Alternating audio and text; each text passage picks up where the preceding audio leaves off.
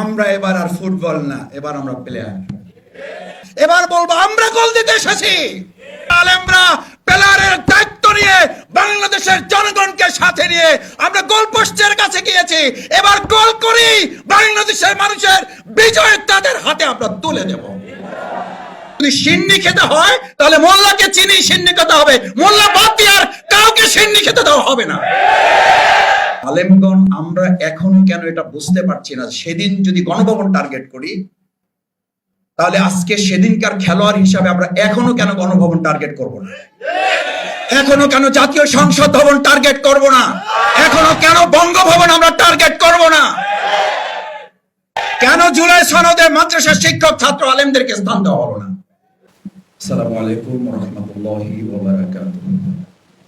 আলহামদুলিল্লাহ ওয়াসসালাতু ওয়াসসালামু আলা রাসূলিল্লাহ ওয়া আলা আলিহি ওয়া সাহবিহি আজমাইন।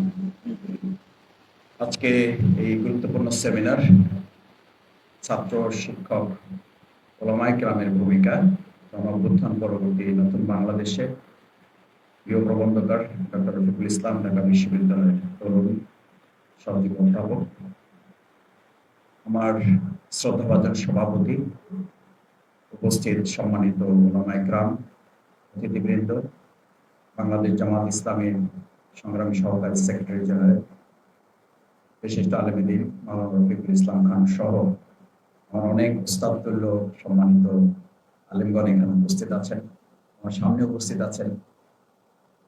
আমরা সকলকে আন্তরিকভাবে ধন্যবাদ জানাই, কৃতজ্ঞতা জানাই যে আপনারা সেই শুরু থেকে এখন পর্যন্ত আজকের এই প্রোগ্রাম সফল করার জন্য এখানে উপস্থিত আছেন। আমাদের সম্মানিত অতিথিবৃন্দ ওলামায়ে কেরামগণ বক্তব্য রাখবেন। প্রধান আমাদের সম্মানিত মাননীয় ধর্ম উপদেষ্টা সহ অন্যান্য আলেমগণ কথা বলবেন। আমি দু তিনটা বিষয়ে কথা বলে আমার বক্তব্য শেষ করতে চাই। সম্মানিত উপস্থিতি, এখানে যারা আছেন, যারা ভূমিকা রেখেছেন, জুলাই আগস্টে আরো যারা ভূমিকা রেখেছেন, তাদের মধ্যে একটা মৌলিক পার্থক্য আছে। জুলাই আগস্টের গণ আন্দোলনে কেউ রক্ত দিয়েছেন, ঘাম দেননি। কেউ ঘাম দিয়েছেন, রক্ত দেন নাই। কেউ ঘাম রক্ত দুটোই দিয়েছেন, চোখের পানি দেন নাই। কেউ এমন আছেন, রক্ত দিয়েছেন, ঘাম দিয়েছেন, চোখের পানি দিয়েছেন, দিনের বেলায় অসহায় ছিলেন, রাত্রিবেলা জায়নামাজে দরবেশগিরির দায়িত্ব পালন করলেন, রূহবান আল্লাহ তাদের নিয়ে বসেছিল, তাদের কাছে শেষ কথা বলেছিল, অবস্থা ভালো না, আপনারাও একটু আল্লাহর কাছে দোয়া করেন। মনে আছে আপনাদের?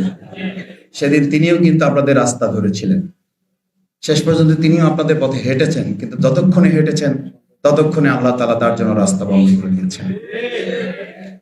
সেই জন্য আমি প্রায় বলি, মানুষ আল্লাহর পথে আসে, আল্লাহর কথা স্মরণ করে, যতক্ষণে আসে ততক্ষণে হয়তো তার কপাল থেকে হেদায়েতের শেষ নিশানাটুকু আল্লাহ তাআলা তুলে নেন।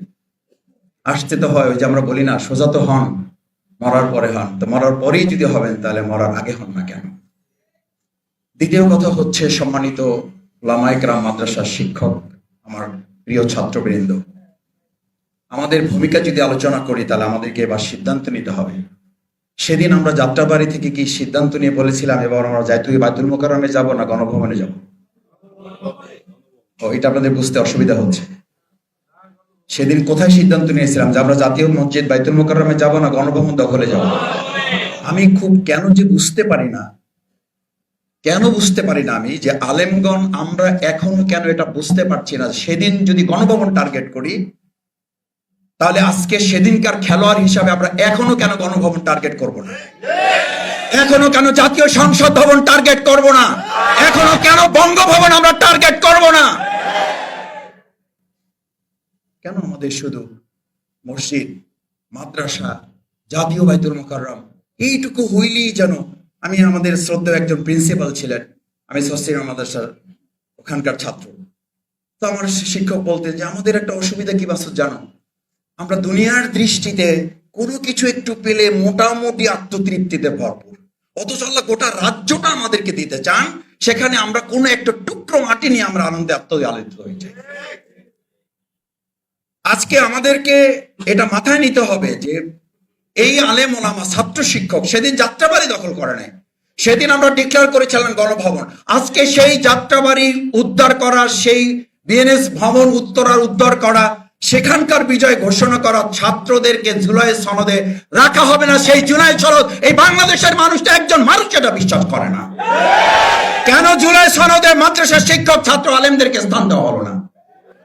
তার মানে কি জানেন? আপনাদেরকে ইতিমধ্যে জানিয়ে দেওয়া হয়েছে মোল্লার কাজ শেষ, এখন সিন্নি শুধু পালা।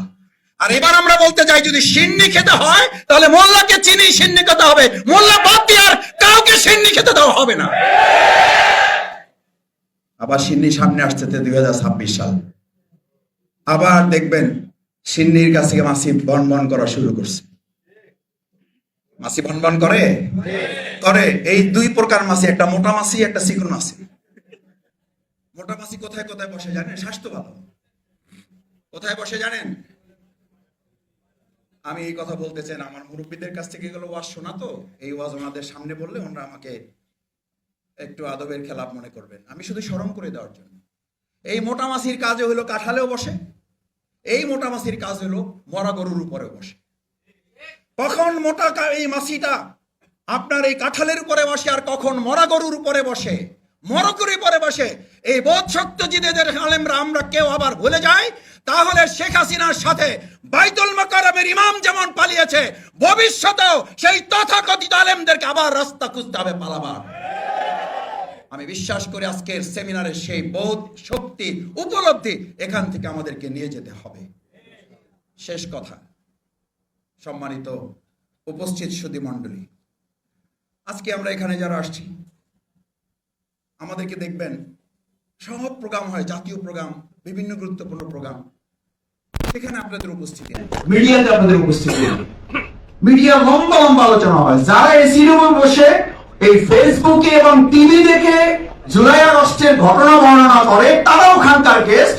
আর যারা রাস্তায় ঘাম ঝরিয়েছে, রক্ত ঝরিয়েছে, চোখের পানি ঝরিয়েছে, দিনের বেলা রোজা রেখেছে, আপনি বিশ্বাস করবেন না, আমরা যখন কলা এবং রুটি বিতরণ করি,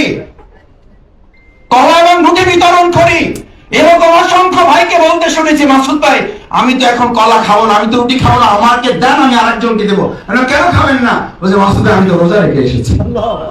আপনি বলতে পারেন জুলাই আগস্টের গণঅভ্যুত্থানের এরকম অন্য কে রোজা রেখে রাত্রে তাহাজ্জুদ পড়েছে আর কাবার গিলাফ ধরে দোয়া করার পর তারপরে আন্দোলনে এই ভূমিকা পালন করেছে? তারা তাদের বাদ দিয়ে আপনি মিডিয়া চালান, তাদের বাদ দিয়ে আজকে আপনাদের অন্তর্বর্তীকালীন সরকার চলতে চান। যদি চলতে চান, জুলাই আগস্টের যে ভুল হয়েছে তার চেয়ে কয়েক গুণ মূল্য দিয়ে আবার আলেম সমাজকে নিয়ে এই বাংলাদেশ পরিচালনার সিদ্ধান্ত নিতে হবে। তার আগেই এই আলেম সমাজ, ছাত্র, মাদ্রাসা সবাইকে সমান মূল্যায়ন না, ন্যায্য মূল্যায়ন করতে হবে। এবারের ঘোষণা, আমরা এবার আর ফুটবল না, এবার আমরা প্লেয়ার। আমাদেরকে যেমন খুশি পিটাবেন, সেই দিন শেষ। এবার ফুটবলের পালা না, এবার আলেমরা প্লেয়ারের দায়িত্ব নিয়ে বাংলাদেশের জনগণকে সাথে নিয়ে আমরা গোলপোস্টের কাছে গিয়েছি, এবার গোল করি, বাংলাদেশের মানুষের বিজয় তাদের হাতে আমরা তুলে দেব। সেই প্রত্যাশা ব্যক্ত করে সেটার জন্য প্রস্তুতি গ্রহণ করার উদাত্ত আহ্বান জানিয়ে আমরা গোলপোস্টের কাছে গিয়ে যেন আর এটা না বলি আমরা সুন্দর দেখতে ফুটবল ভাই, যা পারেন করেন, মারেন আমাদের দিয়ে গোল দেন। এবার আমাদের দিয়ে গোল দিতে বলবো না, এবার বলবো আমরা গোল দিতে এসেছি, এবার আমরা গোল দেবো ইনশাআল্লাহ। আল্লাহ আমাদের কবুল করুন। আসসালামু আলাইকুম ওয়া রাহমাতুল্লাহি ওয়া বারাকাতুহু।